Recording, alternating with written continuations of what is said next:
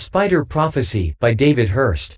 Chapter 2. A loud rumbling noise reverberated throughout the plane.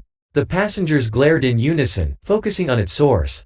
The ancient, twin-propeller engines were evidently losing their battle for sound superiority, as the only person on board that couldn't hear the noise was Kieran Lebowski, who was sound asleep.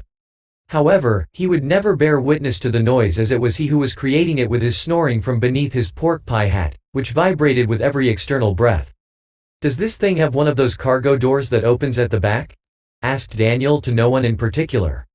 "Why don't you cover his nose?" suggested Lisa. "I don't think so," said Daniel. "But please, be my guest.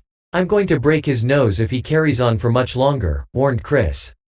Speaking of being longer, Thomas called out, "How much longer are we going to be? This was supposed to be a 30-minute flight." "We shouldn't be much longer now," announced Graham, attempting to appease the unappeasable Mr. Burton. He then slipped his head over Stubbs' shoulder. "Any idea as to when we will arrive?" asked Graham. The passengers are beginning to become a little bit restless. Instead of the sharp reply he was expecting, Stubbs beckoned him closer. "We've got a bit of a problem," he whispered. "A problem? Shish. Sorry. What's wrong? We should have reached our destination 20 minutes ago, and I haven't even spotted land yet. Somehow we've drifted off course. How did that happen? I don't know. The instruments must be faulty. So what are we going to do?" asked Graham, his voice changing from the perpetual optimist. "I don't know," said Stubbs. "We only have another 15 to 20 minutes worth of fuel left. I'm going to have to land at the first place I see." "What if we don't find land? Then I hope you've packed your swimming trunks. Something's not right," Henry whispered across to Lisa, louder than Kieran's snoring. "What do you think is going on?" asked Lisa, her eyes fixed on the pilot and tour representative as they engaged in covert speech. By this stage, everyone on the aircraft, barring Kieran, became concerned. "I demand to know what is going on," Thomas billowed out from the back. "This flight's supposed to have landed 20 minutes ago, and instead we're somewhere in the middle of the ocean. We've had to go around some bad weather, so we should be spotting land anytime now," said Stubbs. "Bullshit," Thomas called out. "I haven't seen a single cloud since we took off." "That's because I've flown around them," Stubbs pointed out. "Now, please can you sit down? I'm trying to fly the plane." "There it is," shouted Daniel. The others pressed their heads against the windows on the left-hand side of the plane, hoping to confirm what Daniel had seen. "Where?" asked a number of the passengers. "I can't see anything," said Chris. "You didn't see anything at all," Thomas accused. "You're just wasting my time." "Like you're really doing something now," said Dominique with a raised eyebrow. Daniel wondered why no one else seemed to see it and was beginning to feel like he had imagined the whole thing, despite the fact that Stubbs had steered the plane in the direction that he had pointed out. "Wait a minute," said Lisa. "I see it." "Me too," said Amanda. "Where?" said Chris. "There," said Amanda, tapping on the glass with her index finger. "Oh yeah," Chris replied in a delayed reaction. "That's not our island," commented Henry as the island came clearly into view. "And how would you know?" Amanda asked with an irritable twang. "The island we're going to is around 100 square miles. That one is much smaller." "Captain Stubbs?" called Chris. "I think you are taking us to the wrong island." "You're probably right," Stubbs spoke over his shoulder. "But it's either that or we land in the sea, because we're running out of fuel." This was met with a few gasps here and there, but the panic was reduced to a quiet nervousness. "Now if you can all look out of your windows, you can let me know if you see any possible landing sites. An airport runway will be ideal, but if not, then maybe a field or anywhere that is around 1,000 feet long and flat will do." "There is nowhere," said Henry. "It's all trees and hills. We're going to have to land on the beach," announced Dominique. "But we don't know how firm the surface is. It looks like soft sand to me," said Henry with caution. "Well, we don't have a choice," announced Stubbs, lining the plane up to make an approach. "No," screamed Amanda. "We're going to die." "Who's going to die?" asked Kieran, waking from his slumber. "We're about to make a crash landing," Daniel informed him. "Okay," he replied, strapping on his seatbelt. "Everyone in brace positions," instructed Stubbs as he made his final approach. "Brace positions," Daniel said to Kieran. "I'm not gonna bother." "Why? Don't you want to survive?" "I do, but the brace position is designed to break your neck instantly to avoid any unnecessary suffering. And keeping your head up like that is likely to decapitate you." Kieran shrugged his shoulders. "Either way, the outcome is the same. And this way is more comfortable. Brace yourselves. We're coming in to land, Stubbs called out. Suddenly the ground beneath them thrust itself upwards, causing Daniel to knee himself in the mouth as the plane bounced back into the air. Daniel brought his hands to his chin in order to avoid a repeat of what had just happened. The following touchdown was even worse than the first. Stubbs was in doubt about how much the plane could take when the cargo hold burst open in front of him, sending a handful of suitcases flying into the air. The third touchdown, however, was much worse as the plane tipped forward at a 45-degree angle, burying itself into the sand and thrusting the passengers hard into the seats in front of them. Screams echoed around the fuselage as the plane continued to travel forward while it crumpled inwards until it finally came to a stop. After a moment of quiet reflection and thanking their maker, Stubbs called out, "Is everyone all right?" Each of the passengers responded with an affirmative, but as they all spoke at the same time, it was difficult for Stubbs to determine whether or not each and every passenger was okay. "I've got a thumping headache," announced Kieran. "That's because you didn't use the brace position," Daniel pointed out. "It could be, but I put it down to that bottle of whiskey I had last night." Captain Stubbs then climbed out of the cockpit. He bore a cut above his right eye and looked almost through the passengers as he pushed at the door. Graham went over to assist him and eventually, the door burst open to reveal the harsh sunlight. "Looks like this is our stop," announced Henry as he rose from his seat. "Well, that's just perfect," scoffed Thomas. "How the hell am I supposed to get to my meeting now?" "You're lucky to be alive," said Henry, guiding Thomas towards a positive frame of mind. "I don't know," said Thomas. "I'd be better off dead than missing that meeting." "What's so important about this meeting?" asked Chris, helping a reluctant Thomas from the plane. "You wouldn't understand. And besides, it's none of your business. Not like you would know anything about business anyway." "I used to own my own business," Chris inputted. "Used to?" Thomas asked. "My point exactly." Daniel observed Chris and came to the conclusion that he was tired, as this would have been the perfect opportunity to smack him in the mouth. It was certainly more warranted than when he punched him, Daniel thought. "So what happens now?" asked Henry, mainly to Captain Stubbs, who seemed to be the obvious choice to lead them. "Gather round," said Stubbs, moving towards the shaded side of the plane. "In a survival situation like this, the first thing we need to do is to find shelter." "We have the plane," said Henry, raising his hand. "That's correct. So with that taken care of, the next thing we need to do is to find a source of fresh water." "We could do with knowing where we are," said Thomas. "As soon as we have ensured our safety, we will try and sort that out." "Good, because if I miss that meeting—" "You're missing the meeting," announced Chris. "I'm sorry to have to tell you this, but the sooner you get used to the idea, the better." "Well, I think we each need to be assigned a task. With Captain Stubbs being the only one with a compass, I think he should be the one to try and find a fresh source of water," suggested Graham. "Does anyone else have experience with the outdoors?" "I do," said Dominique. "And I'm also a botanist." "Perfect," said Graham, rubbing his hands together after a firm clap. "Does anyone have any food?" Graham asked. "Don't tell me you're hungry," said Chris. "No," laughed Graham. "I just think that any food and drinks we have should be put together and rationed out at the appropriate times." "I have a Snickers bar," announced Kieran, rummaging through the pockets on his shorts before pulling out what looked like a packet full of liquid. "I hope I'm not going to need to eat that," commented Daniel, as Kieran passed it over to Graham, who placed it on a small, flat piece of the plane, which had broken off. "Anyone else? I might have a packet of crisps and some mints in my suitcase," said Henry. "Well, at least it's a start. We're going to head off now," said Stubbs to Graham. "I'm leaving you in charge while I'm gone," he said before he and Dominique left. "Leaving you in charge?" said Chris. "Who does he think he is? The only time he was in charge was when he was flying the plane, and look what happened then." "Well, that's something we can discuss later," said Graham. "I just think that we should follow a chain of command of some sorts, as it will help us get back to civilization." "That's an easy thing to say when you're the one that's in charge," Daniel pointed out. "We do need a leader," admitted Henry. "That doesn't mean that it has to be a dictatorship, does it?" he said, looking to Graham to validate his point. "No, not at all," said Graham. "Now, with all that settled, I think we should be going about getting ourselves organized.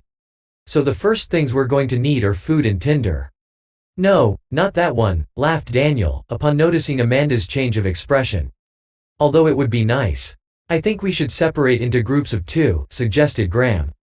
However, we need to stick to the beach and also remain in visual contact to at least one other group, and in turn, those groups should be in contact with another in order to keep us all tethered, by sight, at least. Okay, said Amanda, but first I want to get my stuff, she said, feebly digging her way into the cargo hold with her long, fake nails. Chris knelt down beside her and helped, using his much more practical, large, rough, working man's hands. You do realize that you are digging in the wrong place, Kieran informed them. Amanda threw him a sour look. I saw him put them in here, she said, matter-of-factly. And I saw them ejected out of there when we touched down.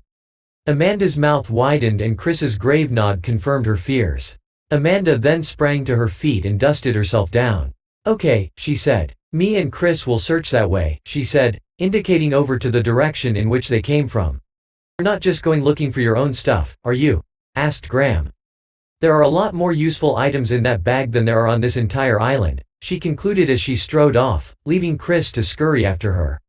I'm sure we're going to need hair straighteners and eyelash curlers, said Daniel when Chris was out of earshot. Okay then, said Graham. I think if you, he said to Kieran. And Mr. Burton search that way, he said, pointing over in the same direction that Amanda and Chris had gone. And me and the other passengers will go the other way. It looks like the tide doesn't come that far up, commented Henry as he edged towards the trees, picking up some old dried wood. The climate seems to be good, he continued with optimism, judging by the greenery. It's even quite damp. I think we should restrict our search to the coast for now, suggested Graham. We don't want to get lost, and at least this way we can cover the island from the outside in. Daniel looked on with rolling eyes as Graham sifted through fine sand, looking for something to eat. What are you expecting to find there? He asked. I don't know, I'm just gauging my surroundings. You used to fish, didn't you, Dad?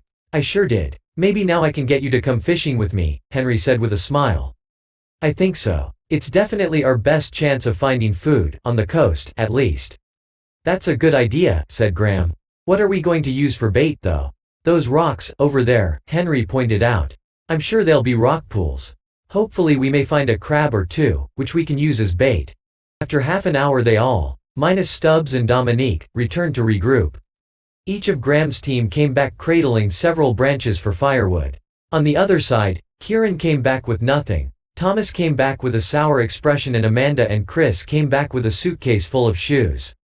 Well, looking at everything we've got, said Graham, I think some of us should venture inland to see if we can find some rocks so we can build a fire. Henry, it might be a good idea for you two to return to the rock pools. There you might find some crabs and other forms of sea life so we can cook them for dinner tonight. That wouldn't be such a good idea, said Henry. Whatever we find there won't be enough to feed the 10 of us. It will be better just to use them as bait. Besides, venturing into the woodland might provide us with potential fishing equipment, like a decent branch to use for a rod and perhaps some vines to use as a line. I can look out for those things for you while you collect those crabs and mollusks. Because if you don't find what you are looking for, then a packet of crisps and a soggy Snickers bar certainly isn't going to feed us all either. We can live for weeks without food, Henry told him. As long as the other two find fresh water, we'll be fine for a while. And besides, I know more of what to look for. It's not that difficult, Graham challenged. I'll just grab you a branch and some vine, easy. That just goes to show why I need to look for this equipment. Ooh, laughed Chris, rubbing his hands together. It looks like we're going to have a senior citizen scrap. Don't be silly, said Graham. We're just having a discussion to see what is best for the group. And who was right? Chris asked. Nobody is right or wrong, Henry added. That's why we are discussing it. Whatever. I'm just looking forward to seeing some entertainment around here, he said, throwing a few mock punches. It won't come to blows, said Daniel. And if it does, he said, throwing a look at Graham. I'll be getting involved, too. Wow, gasped Chris. Little Daniel is going to teach you a lesson, he said to Graham. He then looked to Daniel. You're already 0-1, mate. I would leave it at that. Daniel got up. Don't, said Henry. I'm not going to. Now are we going to go inland or what, Dad? Asked Daniel. Lisa, I take it you're coming too? Sure, Lisa nodded. You can come if you want to, he then said to Graham. But we're calling the shots from now on. I'm not trying to be the boss, said Graham climbing to his feet to join them. Good, said Daniel, because you're not. He then looked to the others. Are any of you guys coming? Sure, said Chris. This is way too interesting to miss, he laughed. Are you coming, babe? Yeah, why not, said Kieran. Chris curled up his lip at this. I suppose so, groaned Amanda, as the thought about being stuck with no one for company besides the most pessimistic member of the group didn't fill her with joy. The tree canopy provided a slight respite from the sun, but heat hung heavily in the air, clinging to their bodies. However, as they traveled inland, the dry, dusty ground beneath them became more damp and lush the further they went. The castaways spent their time stripping bark off the trees and looking under the rocks they were collecting in the hope of finding something edible, although anything found in either of these places was unlikely to fall into that category. This wasn't to say that all 7 of them were actively helping. Amanda spent her time moaning, Chris utilized his time by winding people up, and Kieran had seemed to have disappeared. What do you think, son? Said Henry, beckoning Daniel over to him as he thrust a long, flexible branch forward in a casting motion. Looks good, Dad. I've also stripped some vines away, he said, testing its strength by tugging on it. Now all we need is to find a reel and we'll be all sorted, joked Daniel. Chance will be a fine thing, said Lisa. But I thought we could use more of this vine to fashion a net. I like your thinking, said Henry, pulling her over to him and planting a kiss on her forehead. Daniel turned away at this point. He could see why his father needed someone. There was nothing to prevent you from marrying as many people as you wanted, providing it wasn't at the same time, but you could only have one mother. Hey, guys, Graham called over, not wanting to be outdone. Look what I've found, he said, squatting to his haunches. What is it? Asked Lisa. It looks like droppings, he said, breaking them up with his hands, causing Daniel and Chris to wince, and Amanda to nearly throw up. It looks fresh, and from quite a large animal too, perhaps a wild boar or something like that. If we can catch one of those, we'll be eating like kings, he proclaimed. What's going on? Asked Kieran. And why are you playing with my shit? The group was divided by laughter and retching as Graham furiously wiped his hands on a small tuft of grass. I think we should be getting back to the plane now, suggested Graham in order to divert the attention away from his embarrassing moment. It will be getting dark soon. The 7 of them returned to the plane to find Stubbs and Dominique already there. I see you brought some rocks for the fire, Stubbs commented to the 7, who carried 2 rocks of about half the size of a basketball each, with the exception of Lisa, who was carrying Henry's fishing gear, and Amanda, who was in possession of the smallest rock in the group. However, this didn't prevent her from complaining the most. Did you find water? Asked Graham. Sure did, said Stubbs. We found a stream about a mile or so inland. Unfortunately, we only had 2 small bottles to fill, so we'll have to use it sparingly, for now. I think that it might be a good idea to move camp so we can be close to the stream. That way we have a constant supply of water. That sounds like a good idea, said Graham. Can I say something? Asked Henry, but not waiting for permission. We need to stay on the beach and close to the plane in order to be rescued. But what's the point in sitting around on the baking hot beach waiting to be rescued? Are you going to wait here? Asked Graham, already trying to recoup some of his lost pride, now that he had reinforcements in the form of Stubbs. After all, Daniel wasn't going to get involved, now that Stubbs was in the picture. Well, I think at least one of us should wait on the beach, suggested Henry. And who will that be? Asked Graham. I thought that maybe we could do it in shifts, Henry proposed. I don't mind volunteering myself. Good, Graham nodded. Then that's settled. End of chapter 2.